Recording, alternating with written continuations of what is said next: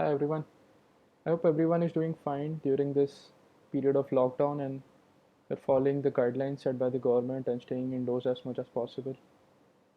So during this lockdown, one might, ponder and ask like how and when will things go back to normal? How will we able to do the normal things that we do in our day-to-day lives as soon as possible? Well, the answer to this question is we will be able to go back to normal when we have an almost perfect drug to treat the COVID-19 or almost every person on this planet or in the country in which we are living has been vaccinated against the coronavirus. So the former option in which we develop a drug to treat the COVID-19 is very difficult, I would say nearly impossible to achieve. We would require a very powerful drug that was at least 95% effective to stop the outbreak, and no drug that is being tested currently is powerful as that. It would require a lot more time and effort and resources that can be better utilized to develop a vaccination for COVID-19. And that is what is going to be the topic of discussion for this video.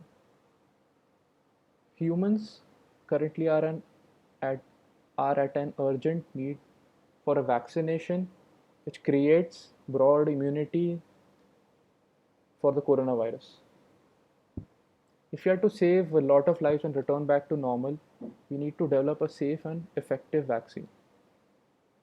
Not only that, we need to make billions of doses of those vaccinations on a global level and get them out to every part of the world, and we need to do it as soon as possible. So here are some of the things that you need to know regarding the development of the vaccination against the coronavirus. Okay, so the first thing that we need to know is that the world is creating this vaccination on a historically fast timeline. Okay, so Dr. Anthony Fauci, who is the director of the National Institute of Allergy and Infectious Diseases, has said that he thinks it will take around 18 months to, develop a vaccination against the coronavirus. So you might think that 18 months is quite a big amount of time, and we cannot go on like this for that amount of time. But this would be the fastest scientists have created a new vaccine. Development of a new vaccination usually takes around 5 years. Once you pick a disease that you want to target, you have to create the vaccine and test it on animals. Then you begin to test it for safety and efficacy in humans. So what safety and efficacy are the most important goals for every vaccination. So safety is exactly what it sounds like. Is the vaccination that you're giving to people safe? Some minor side effects like a flu or mild fever is acceptable, but you don't want to give people something that that makes them very uncomfortable and makes them very sick. Second is efficacy. Efficacy measures how well the vaccination protects you from getting sick. So ideally we'd like a vaccination that gives us 100% efficacy, but many and almost all vaccinations don't. For example, the flu vaccination that was given out this year has an efficacy of 45%.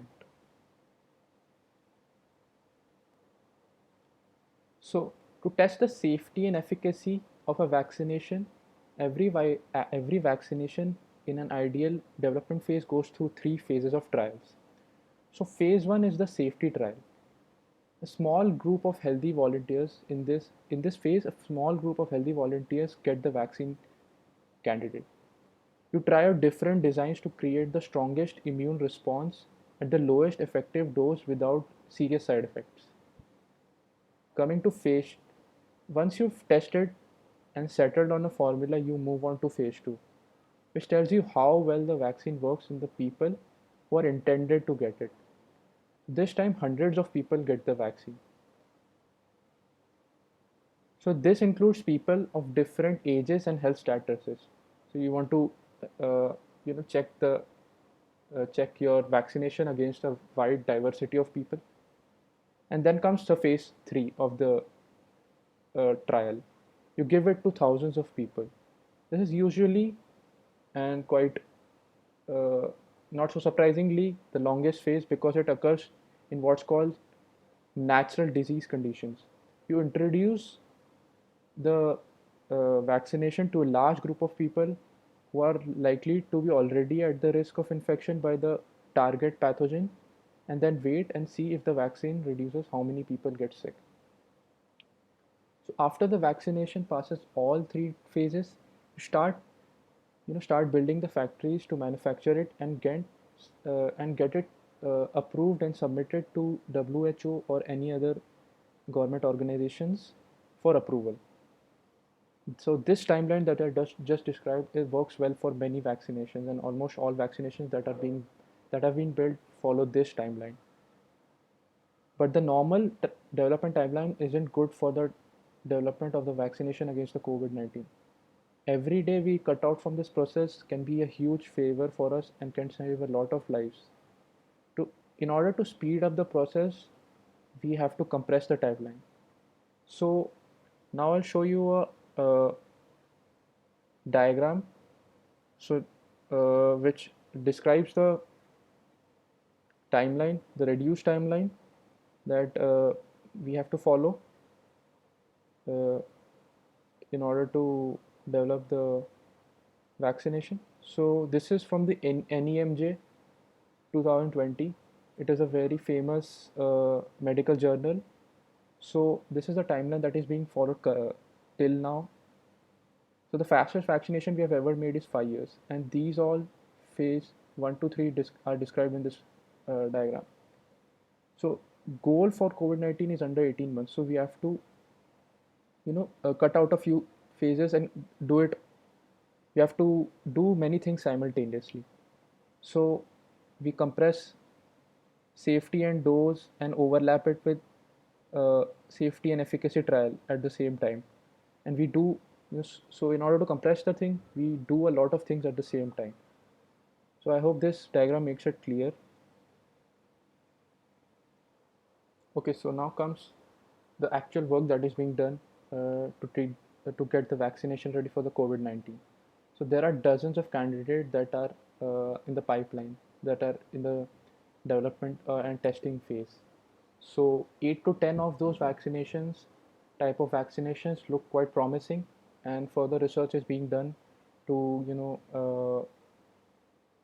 fast track the process and take out the best of them and get it shipped and all those things.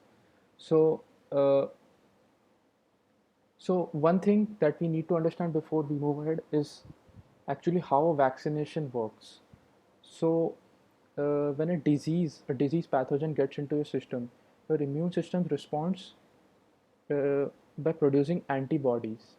So these antibodies attach themselves to substances called as antigens on the surface of the microbes, the disease microbes, which sends a signal to your body to attack the foreign, foreign species that has just entered your body.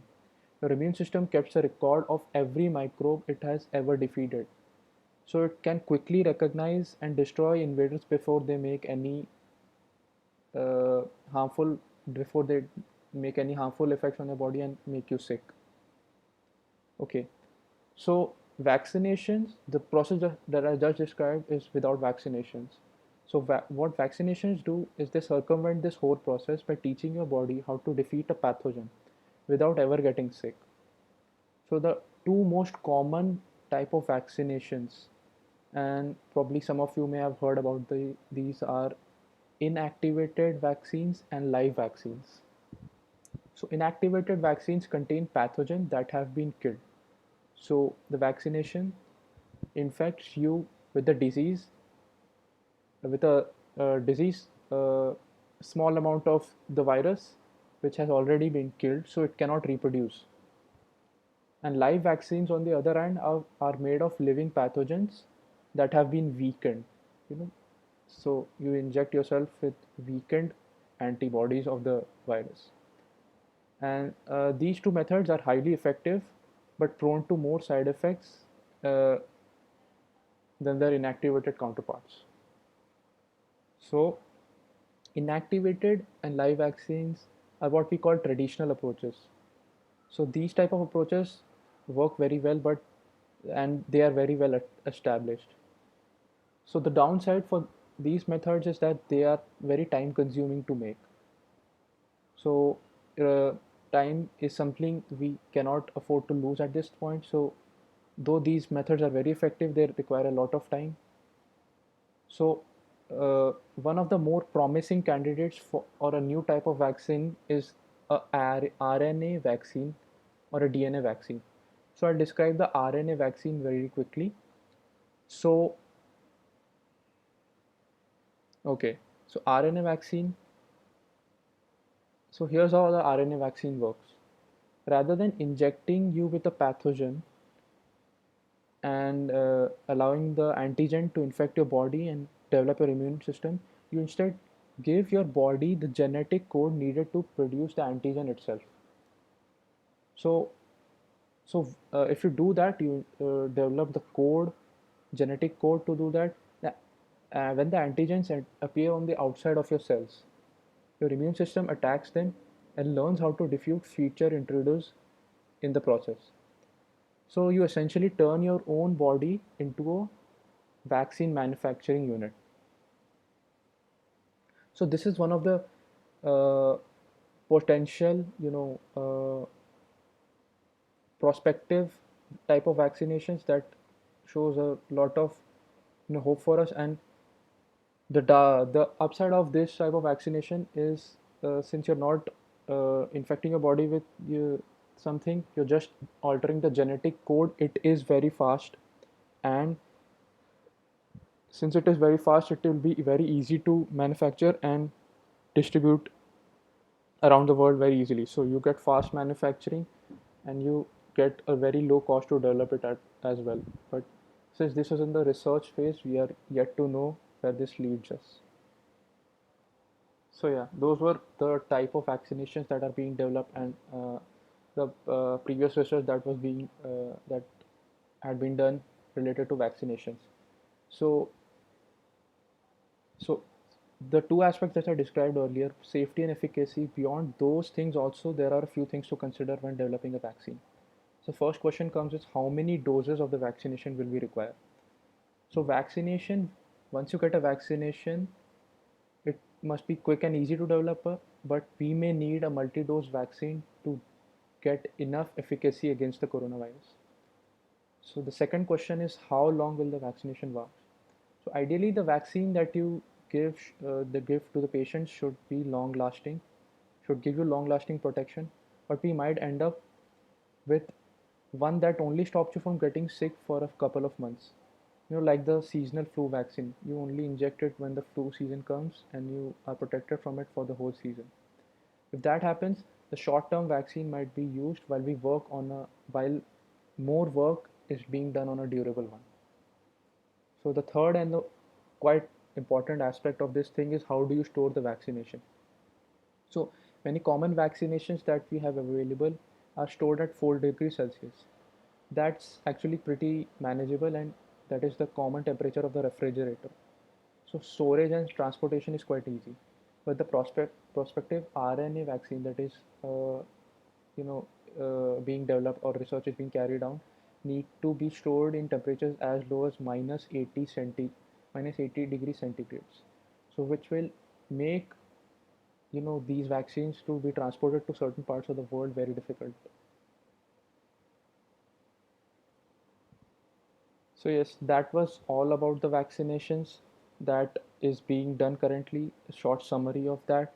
And once we develop a effective vaccine that works on you know quite a few people, main challenge is actually mass producing the vaccination and distributing it across the world and giving it to almost 7 billion people around the world. And if we require a multi-dose vaccine, then we might have to make double of that. So manufacturing so many vaccinations might take months or even years, according to many experts. So once we develop a vaccine, uh, so how should we strategize to distribute it? So like uh, one key aspect is giving it to poorer countries, because poor countries uh, without the vaccination it is very difficult for them to move on because they have uh, poor countries has bad health habits and bad healthcare systems, and it is difficult for people to follow, social distancing measures and quarantine measures. So it is very much needed that we give the vaccinations to those countries first and mass produce it and get it to those corners of the world as soon as possible. So yes, that is the end of this video. I hope everyone keeps safe and stay strong, and uh, you know contribute as much as you can to this, to helping during this time of need. Follow the procedures, wash your hands, don't touch your face, the common things, and hopefully we'll get through this pandemic, you know being stronger and you know ready for a more dangerous or other kinds of uh, any other kinds of situations like these, like pandemics. And thank you for watching.